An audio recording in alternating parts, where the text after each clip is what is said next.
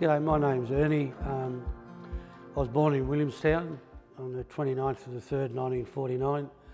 I was born at a nursing facility which wasn't actually a hospital. It was run by a midwife in Hannon Street, Williamstown, which was a place where people couldn't afford to go to hospital, but we were part of the poorer or the not so well-off families.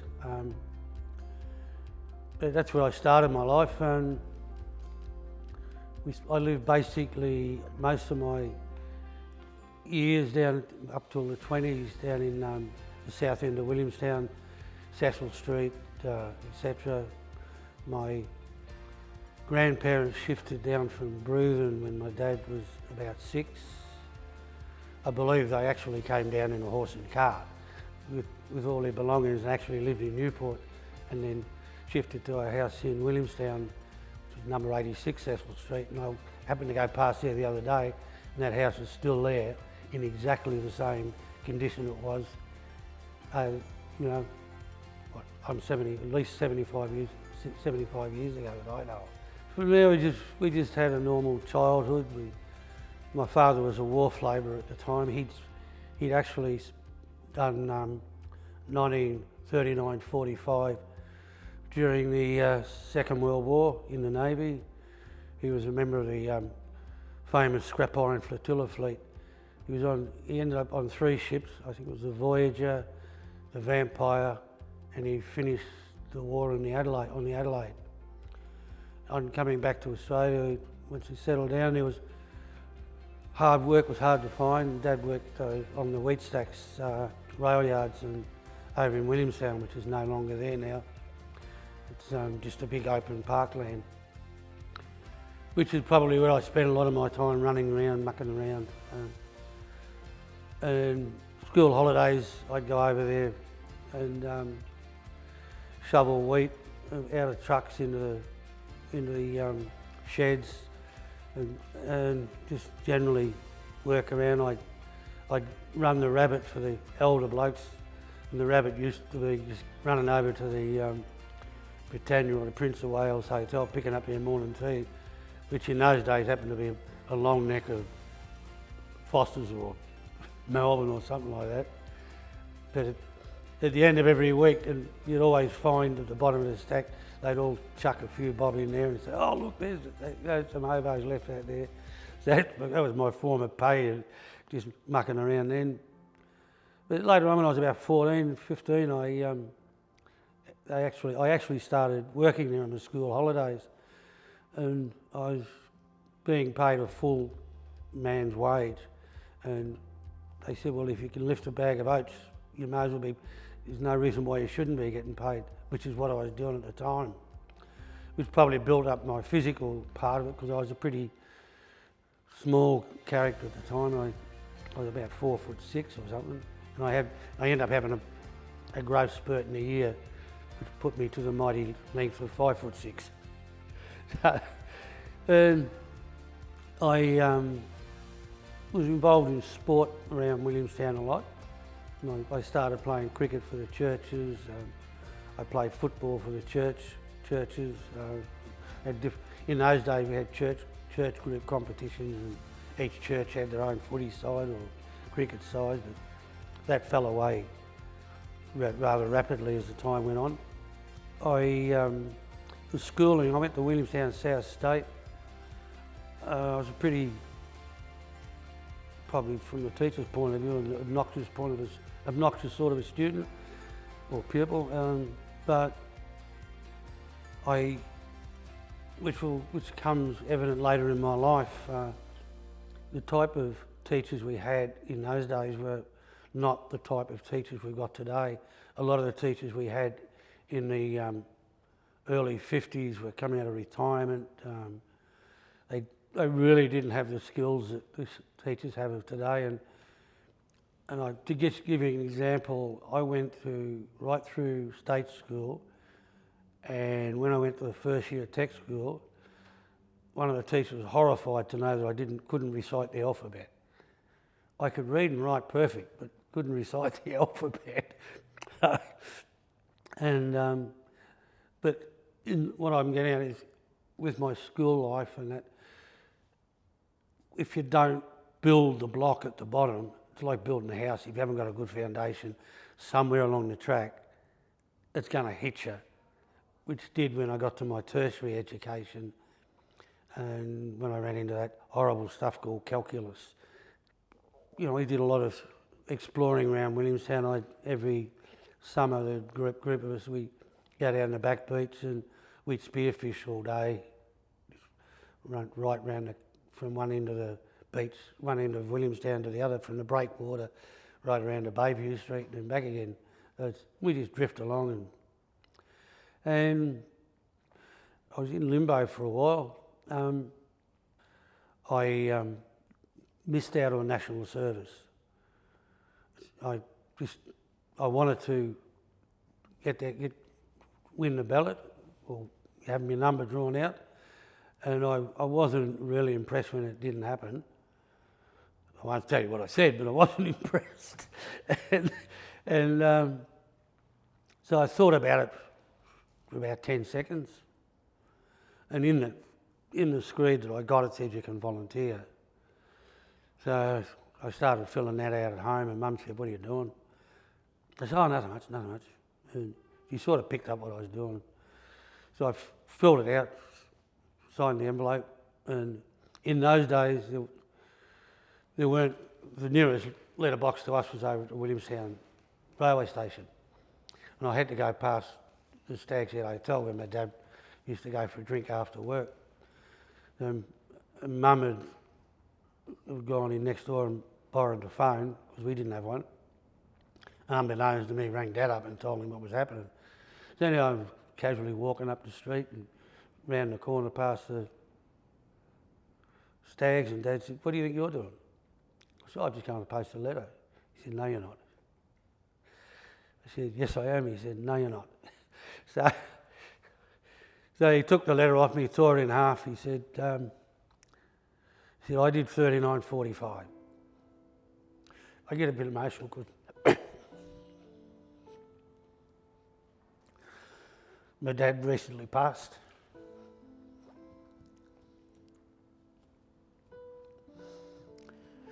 So he said, "No, you're not." He said, "I did 39.45. He said, "I've seen enough."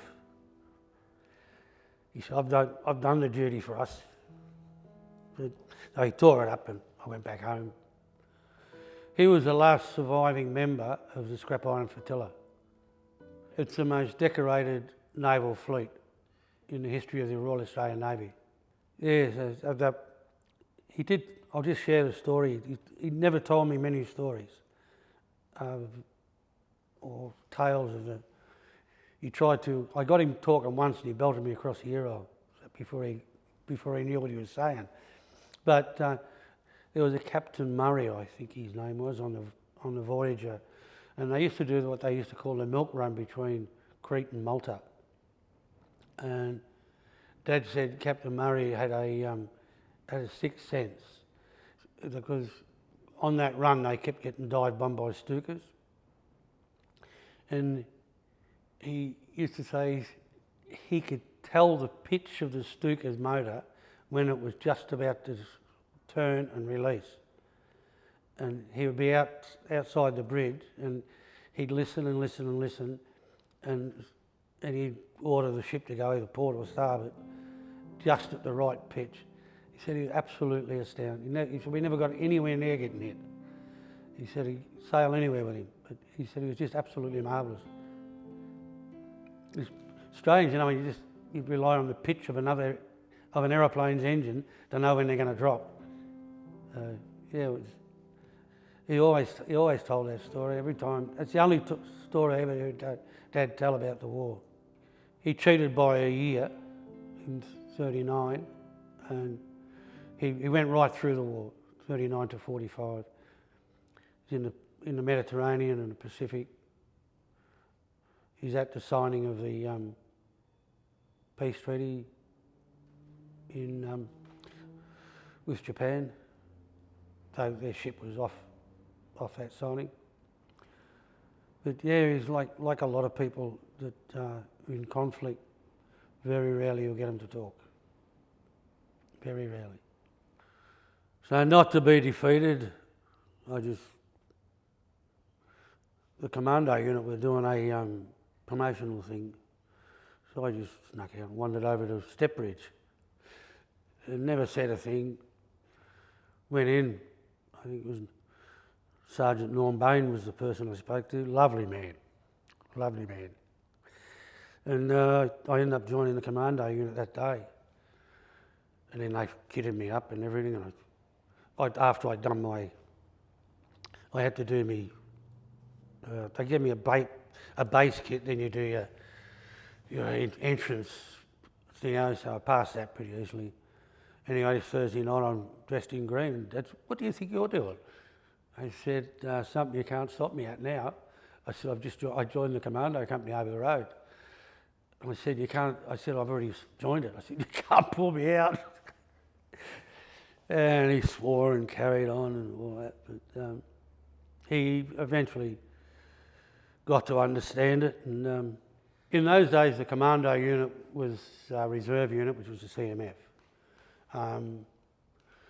They had revived it because after the Second World War, commandos actually dropped out of the service. But within the Southern Command at the time, I think somehow or other it got regenerated and it became part of the CMF, Citizens Military Force. So you could go and join, but you had to pass a pretty stringent entrance physical. To give you an example, I think in my year there was about 270 odd people actually in this particular intake. Out of that 270 odd people, there was only 17 passed to join the unit.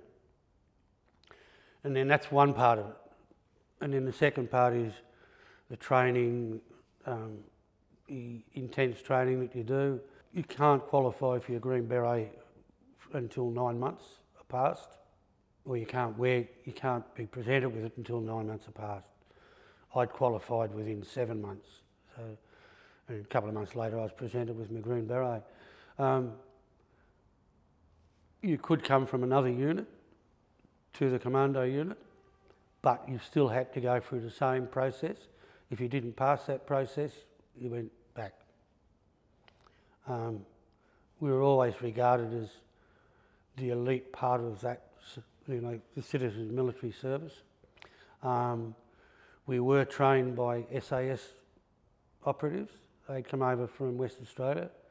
Some of them were permanently stationed at Williamstown. And some courses that we used to run, if they weren't run, if SAS didn't have them, they would send one or two of their soldiers over to actually do the course with us and operate with us as the same, particularly small craft handling course, which was that was a 2-week course on the water out in the bay. A pretty intensive 2 weeks on the water, kayaks and all that sort of stuff. That was probably the most challenging course that I'd done, I'd been involved in. Physically it was very challenging. So that's about the difference between the two. But now the commando company now is a fully functional and fully operational unit, which and they're still involved with we are now moved to a fully operational unit, and we have a commando association of which I'm a member of. We had normal training and we were working at the same time. So you go away on weekends. And one fateful day, after we had a year-end breakup, I was involved in a motor car accident. I was a passenger. We'd been home and one of the blokes wanted a packet of cigarettes, of all things. And I lived in Williamstown. The nearest place open at that time of night was in Altona. But to cut a long story short, what happened on the way, he got run. I believe we got run off the road. memories of that are pretty vague. Car flipped 3 times. As a result, I ended up with a broken neck and in hospital for about 6 or 8 weeks. 6 weeks.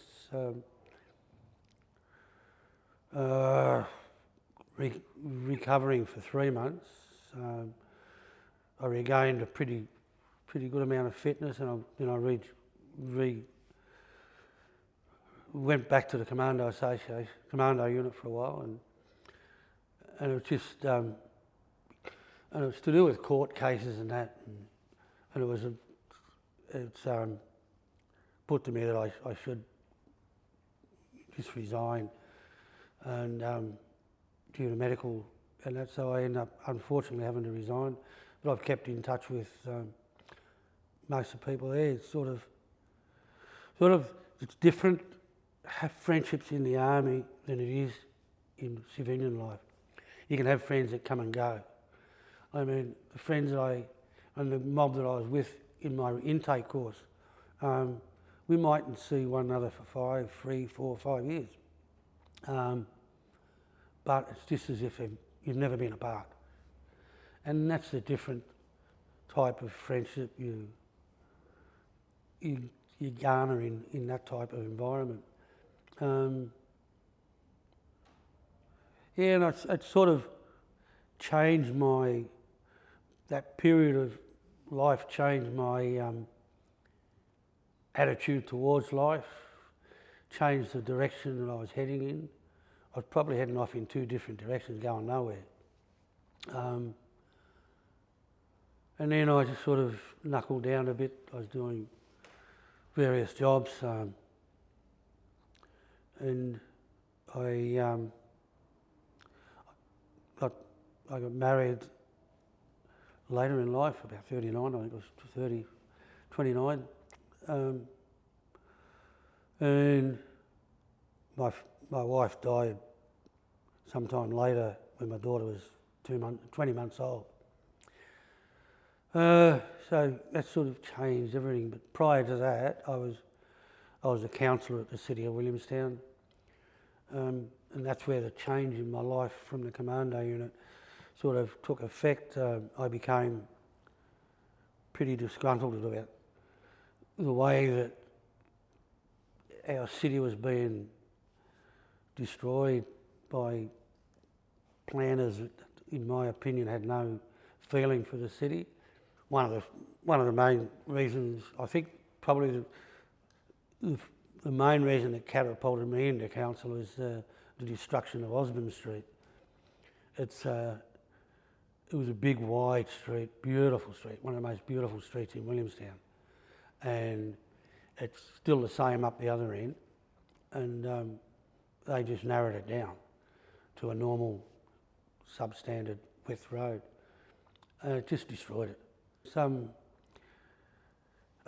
city engineer from, I think from Catterall, Garnet Price, just their idea of beautifying just Williamstown by putting curbs and channels and taking away beautiful broad nature strips, and so I won that election that year by the biggest, it's in the South Ward, by the biggest margin ever recorded in our city's history. Well, whilst I was in council, I just kept going at what councils are about, footpaths, roads and gutters. And that was my first year. Council at that particular time was 50-50. I was an independent, fiercely independent. I wasn't Liberal, I wasn't Labor. But Williamstown Council was seemed to be a place where the Labor Party put part of their unwanted group. They put part of their group. It was sort of like branch stuff. You know, you did a bit of work for the branch. Oh, we'll give you a seat in Williamstown. We'll give you. So that was a free hand for them. Because Williamstown was very Labor orientated. South Ward was always probably more Liberal orientated. and I come from my family is Labor. Me, I've always been independent. I just make a decision as I see what I see is right. And so, I stood as independent, and that's all it was either independent or Labor. And Labor seen most of the independents as Liberals, so it was sort of like a bung fight most of the time. And so when the elections came around again, I was defeated because they stood 4 people against me just to get rid of me. So that's when I think it was Tony Hannabury, from the president of the Williamstown Football Club, approached me to come to the footy club, and I first started off as junior manager, which we had the Brendella Cup in those days. We get all the kids from school, and each football club had their own school area in the VFA at the time. So I, for a couple of years, was junior development manager. That was a title. I wasn't involved in their physical training, just looking after the development, and we'd supply everything, buses, everything, look after them, and so Brendella Cup lost sponsorship, and then for a long period of time I became the manager of the bar, which was commonly known as the Bat Cave. It's a strange place, the Bat Cave. It's just a story all of its own. You could get a few people from the football club around my time, and you get a whole story of the Bat Cave. It was under the existing grandstand, and it was just a room where the bar was. Players had changed down one end, and the bar was up the other end. But it was a very well-run bar. After the games, it was always packed. It was a social hub of the club at the time, and we'd knock over a few barrels a night. Anywhere between 5, 6, I'd say 18 kegs, not little ones. And then our main claim to fame was Brian Hammett. He's now deceased. Great worker for the club. We used to have the Friday lunches, and usually about once a month. And Brian's claim to fame, he would get any guest speaker and would not pay a cent. We never charged. We had top guest speakers. All the top names in football we had. I think one of our main ones was Kevin Sheedy. He spoke here about 3 or 4 times. Just a brilliant bloke. And Mark Jackson, Wacko Jacko, he was probably one of the best I heard. And all these blokes did it for nothing. And Lou Richards, we had him, and I think it was Bobby Skilton, said, "I guarantee you'll never get Lou Richards for nothing." And we ended up dead because Brian played a few of the others against, they did it for nothing, they did it for nothing. They said that you would never do it for nothing. So I put Louis in the corner, and Louis happened to do it. So, but they were the sort of days at a club, we get 150 for lunch, 150 for lunch. Just we had a good sit-down roast lunch and all that. But they were good. I did that for many, many years. And then I wanted to get a bit fitter, so I started running the water for a while. With a mate of mine, we ran the water for quite a few years. And it just you're always involved around the footy club doing something. Whether it's cooking hot dogs. In the old days, we started our fat hot dogs. And that's another little story by itself. We used to just sell them out of a drum, just boil up a drum in the back of a van, and the hot dogs used to go in there. And then they were going that well that the club actually set a place aside, a proper little cubicle, and everybody used to come down for the willy dogs. They'd always run out by half time because you could never keep up the supply. But they were one of our better things. Good moments at the football club. Oof. There's a lot of them. Probably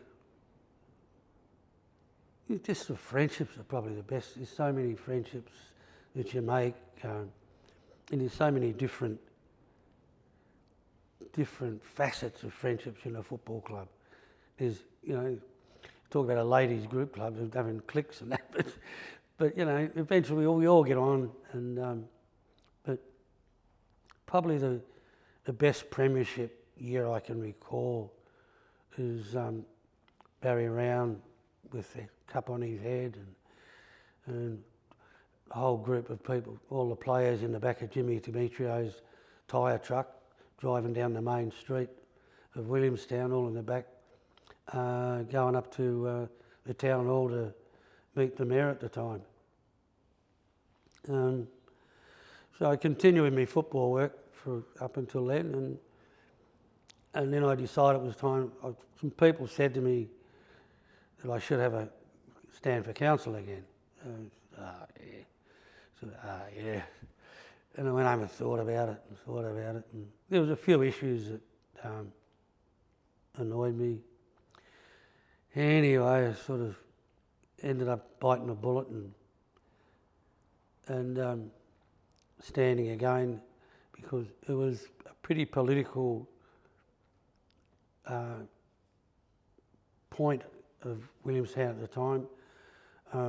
We had an incumbent councillor who had done a reasonably good job, but the ALP were gunning up to get rid of her. So they tried, and it was either me stand against it or she get defeated, because she became a little bit unpopular with some of the things she'd done. So anyway, I ended up standing against her, and there was no animosity between her and I, but I ended up winning that election. So, and then 3 or 4 years later, Jeff Kennett, in his wisdom, decided to shut down the city of Williamstown and call it the City of Hobson's Bay.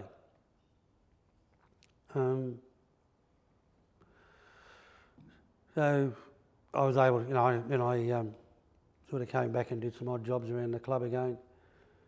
And of late, I sort of haven't been, I've been actively involved in the club, but not as like I was. I think one of my proudest moments in the club was to be awarded life membership at the same time Barry Round and our Dr. Manigalani was given the same honour. And that's a moment I'll always cherish. Baseball was also intertwined with my life. Over a period of time, I amassed an amount of probably 800 games of baseball. 575 of those were with Williamstown. Probably 180, 200 with the Geelong League on the Saturday, because we played winter-summer in those days.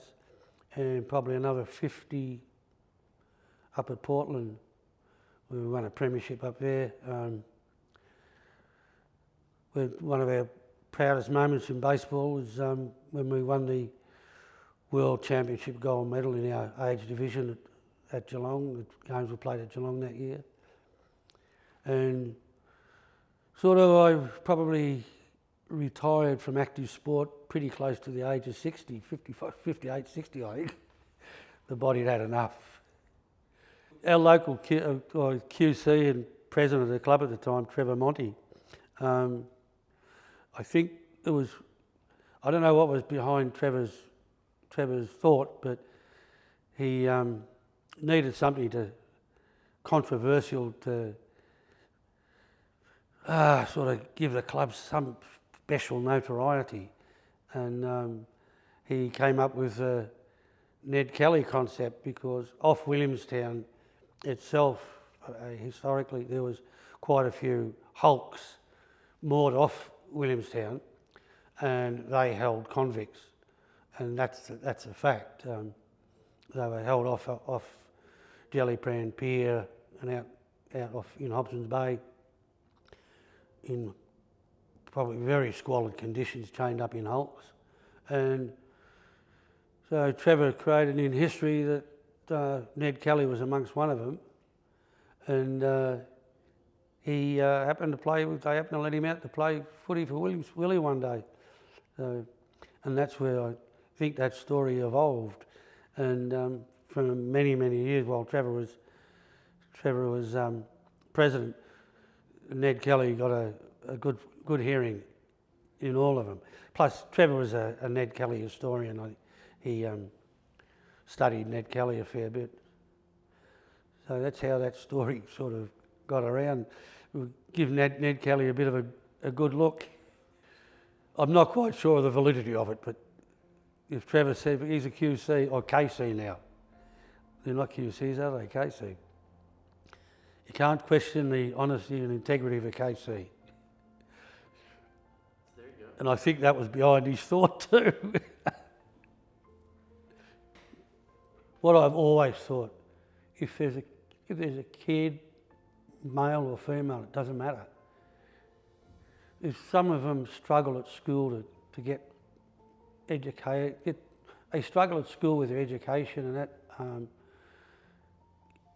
is the best place for any sort of directional guidance is to go and have a talk to a military officer, or whether it be Army, Navy or Air Force.